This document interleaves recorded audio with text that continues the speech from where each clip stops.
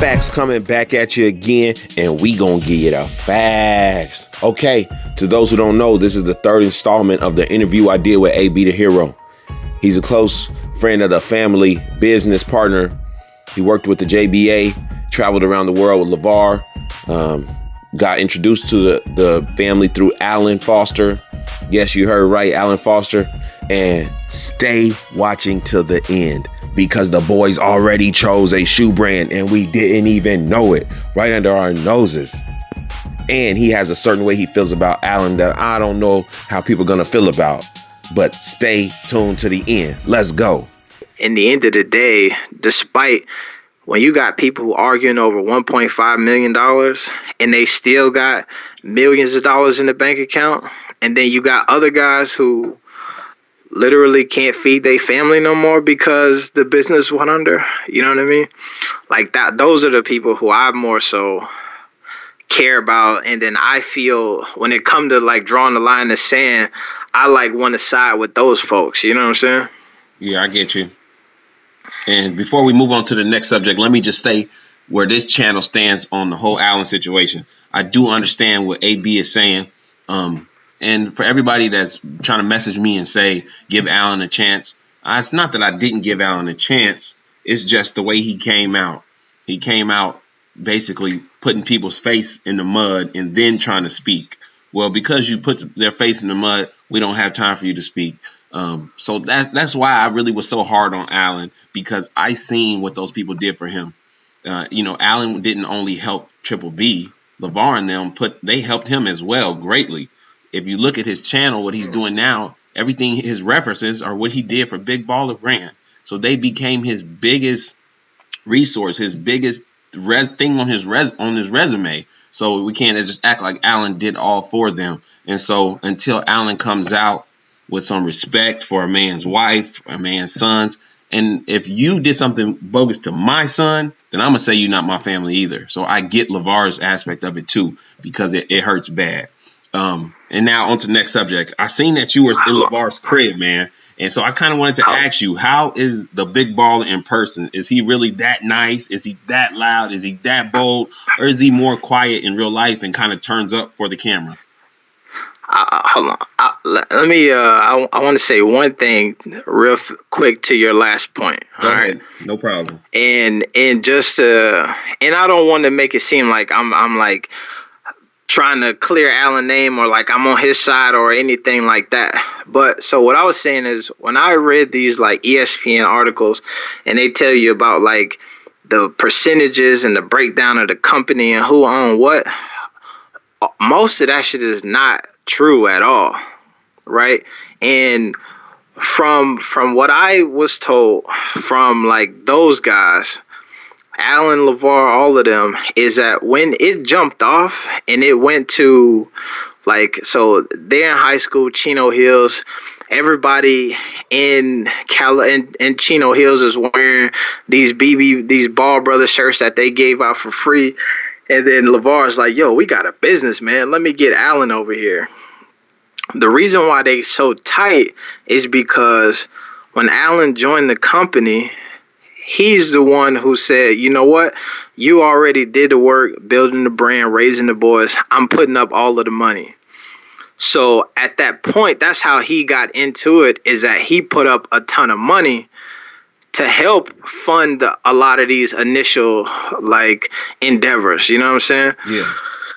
And so I'll say it was a cool opportunity for him for sure. It's probably the opportunity that he gets the most notoriety from. But then also the way that their whole business plan was set up is you're not even supposed to know who Alan Foster is.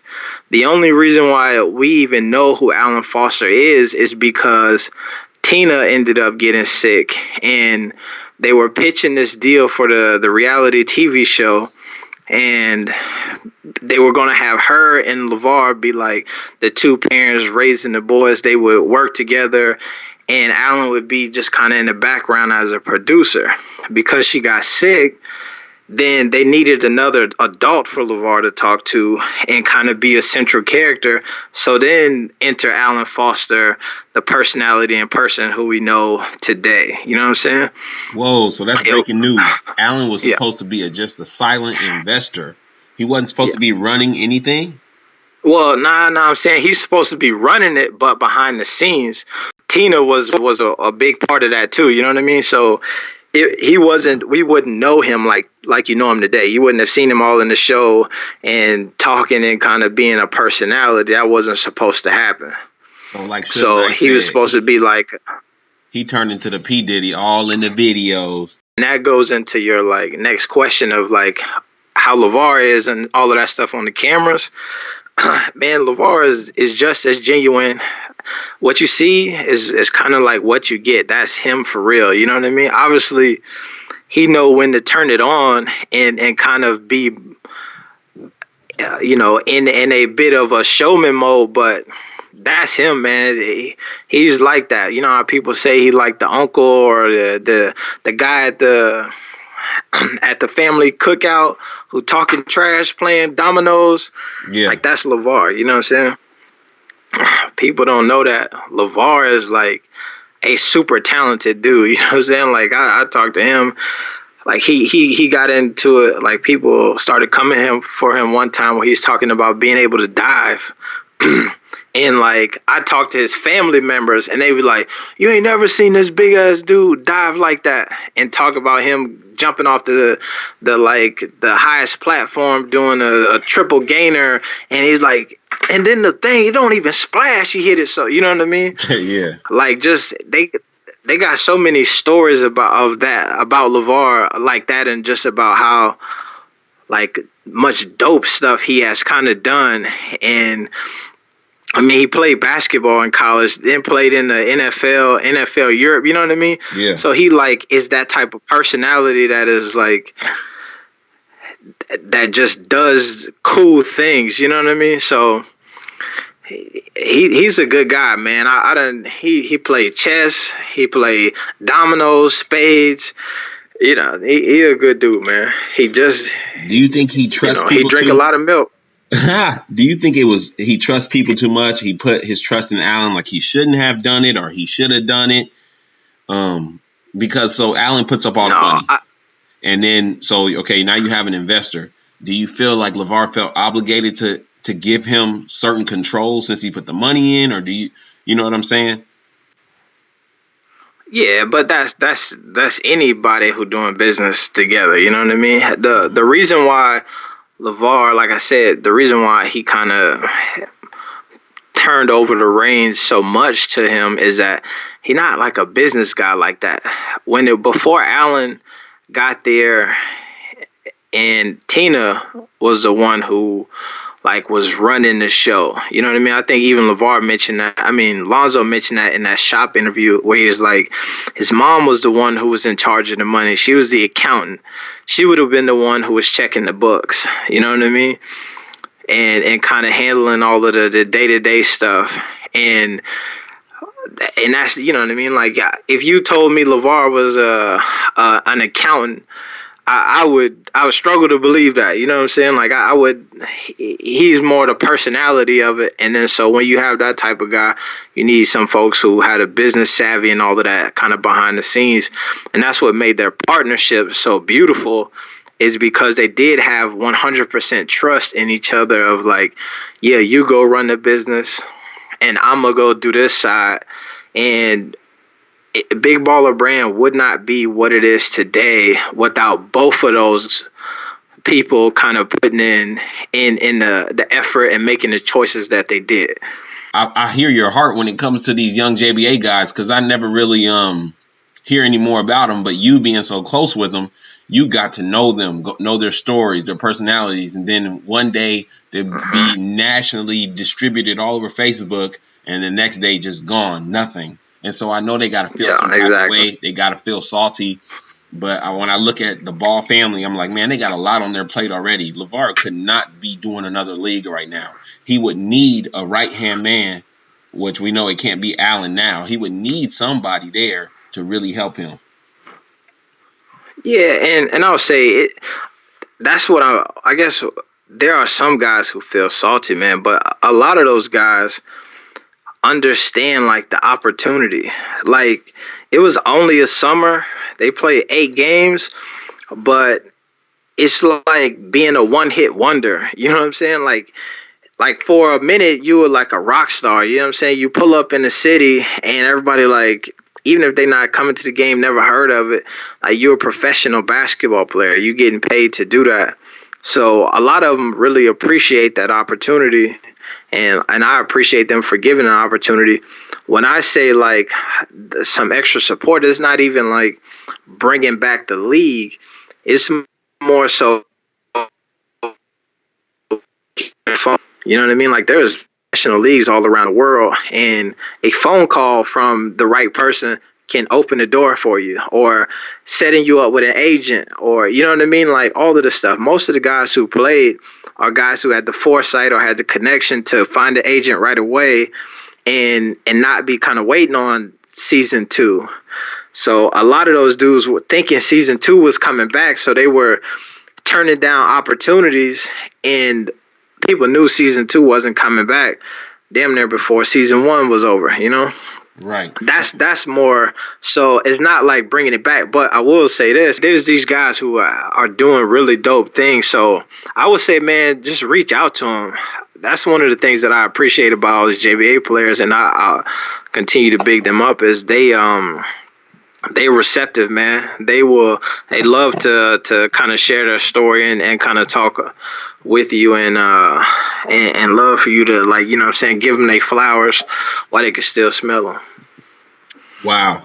You know, I think some of these guys should try to get to the NBL. I really do. And I think they're good enough to do it too. It is, man, but one of the biggest things that I learned from traveling with them and seeing like how like all of this stuff works is a lot of this stuff is political. These guys, it's not about talent. It's not about like, you know, it's not about talent. It's more so about who you know. It's about you working in the system. You look at LaMelo right now is in the NBL, right? And I had to go back to high school, but while he was in Lithuania, while he was traveling with the JBA, he wasn't on the draft board. He wasn't on nothing. And then they gave you an excuse like, we don't put people on who not in the country. He come back to high school, instantly on the draft board. He on the NBL, out of the country still on the draft boards. And I realized that even that, so, and I think Alan might have talked about this in one of his videos, but I feel like I said this in a video a long time ago before. The reason why Melo left the JBA tour to come back to high school is because they were not going to draft him without him finishing the senior year in high school. Like it's kind of part of what Alan was trying to allude to, is the conversation was about if something happened with like an agent, they were trying to switch, everybody on CAA now. So they were trying to do that. And the folks were like, yo, like, there's no point in us signing him because we've been talking to NBA scouts and people, and they don't want nothing to do with him because he was like a high school dropout at the time. And this is why Alan is focused on that point so much in his last video, is because in his effort to expose, he's trying to tell you that. So really, I told people this, and people said, no, he's not doing that. So Alan knows that the NBA didn't want to take a college dropout. So he comes out with a video calling him a college dropout, high school dropout, which is basically saying he doesn't want him to get in the NBA. Yeah, exactly. That's the tactic behind that messaging. That's crazy, bro. Yeah. He's seen how hard those boys worked all that time, and then he gonna drop a video like that? I thought that was crazy. It is, man, but it's the same thing. If you watch how hard he worked, you could see why he would try to shut it down. You know what I mean? He out of it, so now he's trying to do that. It's cold-blooded for sure, but like that's the reason. That's the motivating factor. Well, here's a question: why wouldn't Allen go at the people who are damaging him? Like I didn't hear LeVar and Lonzo really go on a media run bashing him, it seemed to be that the numbers just didn't add up. And Ramona from ESPN told Lonzo about Allen's past, that he had a record and an accountant. And so I didn't really see the Ball family attack him. But then I see him coming out attacking their character and trying to expose them. It doesn't seem like the Ball family is trying to expose Allen on anything.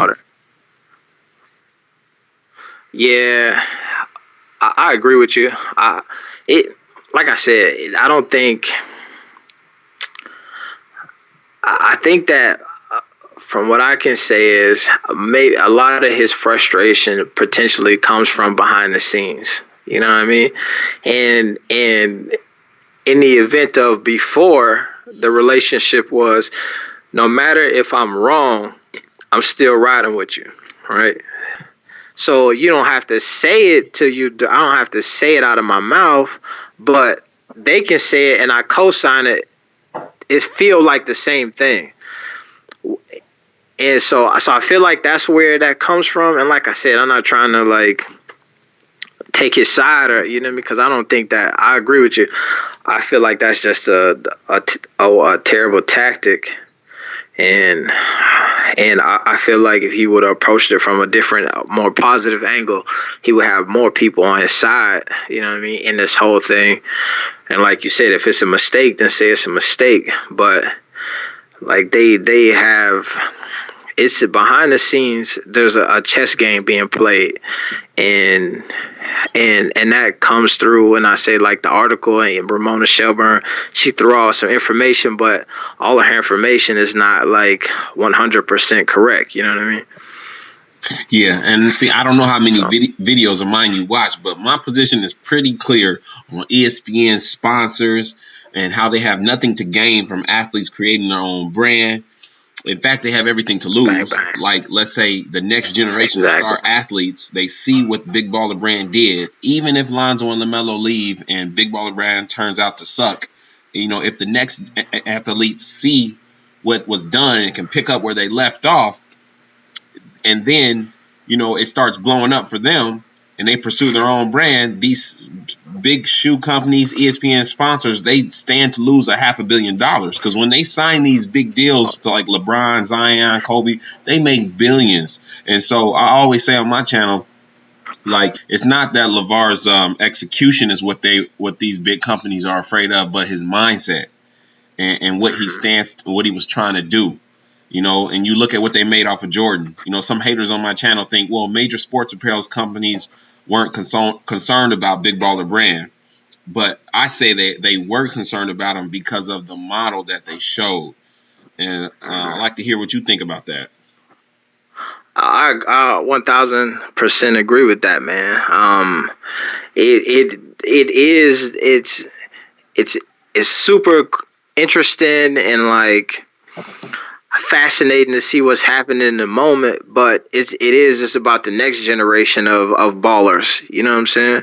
It is about, and I always say, I think it trickles down from like a LeBron, where you see him, like you said, like putting on his people and still being partnered with these big corporations. And then I think the Big Baller Brand is like the next evolution of that, where it is them, instead of partnering with these corporations, like becoming the corporation and kind of starting to branch out and have these smaller entities within it. You know what I mean? The JBA and the water and trying to, the rims and tires, all of these different things that they were trying to do. And I think that, yeah, you're 100% right. I mean, they are afraid of it when you start to like get a dad who can all of a sudden start drawing attention from the president of the United States, is on CNN, on WWE, you know what I mean? Is a household name for a little bit, like, and you can't put a number in him to make him sign over his likeness to you. Like, that's a scary sight for companies who are built off of, you know what I'm saying, making money off the likeness of players. Yeah. Athletes, yeah. So do you think that Zoe and Melo should stick with the brand, or do you think they should just, like they saying they want to focus on basketball? Well, that's what Melo said, and then Lonzo says he wants to give his dad a chance to make the brand to be better. How do you feel about that? You think they should sign with Big Baller Brand? So I will say this to you, and this is what I mean about the media and kind of the information that they have out there that is not correct. Like, the reason why nothing is out at the moment is because they're rebuilding everything. So like, you see the television show or the and it's like, oh man, I don't know if I'm staying or not. But that happened 4 weeks ago. And the only reason why I ended up in the show is because the outcome is positive and like we don't mind showing you the bad thing. You know what I'm saying? Yeah. So like, you got Allen who trying to figure out how to produce shoes and do all of this stuff and trying to strike while the iron's hot. Now they got people in play who understand that if you're going to pull out a quality product, you have to take the time to do it. So realistically, right now, they're not making a decision on whether or not I'm staying or leaving. They're just waiting on the deliverables that they have to offer for it to come out and then for you to be able to get it. So like, the next Melo 2 is being designed and working on right now. You know what I'm saying? Oh man, we got the inside scoop, y'all. Yeah. Y'all seen my video where I said they just bust out rocking triple B's. It looks like that's what it's about to happen. Yeah, exactly. And that's if you watch Jermaine Jackson on he every now and again he'll roll out some new shorts or a t-shirt that you never seen before, and this is all of the stuff that's coming down the line. I will say part of the issue, and this is what I was saying, is like the stuff that ESPN and all these folks they don't talk about, is they don't know, is that Alan Foster still owns part of the company. You know what I mean? So you still got to wait on this legal battle to play itself out, to figure out, you know what I mean? All of that. Yeah. Before all of this merchandise and stuff could be sold. You look at how he co-opted the email address, you know what I mean, already. So he still got his fingers in there, and they got to wait till they get his hand all the way out the cookie jar before they drop any of the new hotness. Because man, that's encouraging to hear. Man, it's a bunch of people that really hate LeVar. They really hate Big Baller Brand, but it's a bunch of people that really love LeVar and love Big Baller Brand and want to see it do well. 100%, man. It's global. It's people. That's the thing, man. People around the world, bro. Like, I done watched him be in Belgium, be in Russia, Turkey, and people like fighting to take a picture. I done watch LeVar have to like spin off because somebody's wife is too excited to see him and he gotta like just duck off. You know what I mean? Yeah. So like, people around the world, man, like really appreciate what he got going. That's what's up. And, you know, I had a couple basketball questions I was going to ask you, but you told me at the beginning of this interview, you don't even really watch basketball like that. You seem more of like a entrepreneur mindset, more of a community builder-upper, like, you know, and I didn't even know that about you. So I'm glad that I learned some things I didn't know. Yeah, exactly, man. Honestly, that's how I started covering them, the Ball family, in the first place, is kind of through both of those lenses that you just mentioned. Man, I appreciate this interview. I just want to say thank you for hooking up with me and coming on Ball Facts, man. I know my subscribers is going to appreciate the inside scoop that you have. And I'm going to keep diving, y'all, and we're going to get further and further to the facts. AB, God bless, man. Y'all know what to do. Subscribe, hit that notification bell, like, comment. My haters, y'all comment too. Ball Facts again. Peace.